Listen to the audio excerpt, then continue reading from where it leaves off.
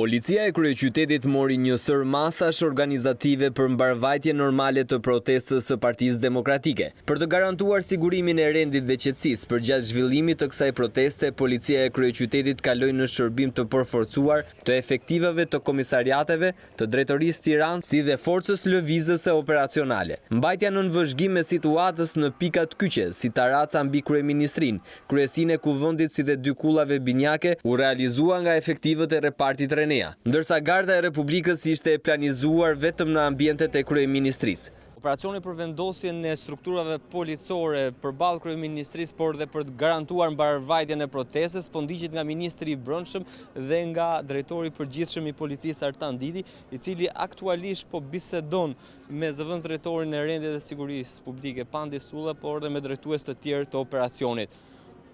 Në këto momente, ora shënon 14:29 dhe protestuesit ndodhen tek zona e Hotel Dalje dhe akoma nuk kanë mbritur. Strukturat policore po bëjnë përgatitjet e fundit për të garantuar, le të themi, që kordoni i sigurisë tek dera kryesore e kryeministrisë në bulevard të jetë i garantuar me efektiv të policisë femra dhe efektiv policisë meshkuj. Të distancuara nga bulevardi Dëshmorët e Kombit, mbrapa kryeministrisë në rrugën Papa Gjon Pali, qëndronin të dislokuar forcat e ndërhyrjes së shpejtë, si dhe makinat gazlosjellëse, zerr fikse dhe ambulanca.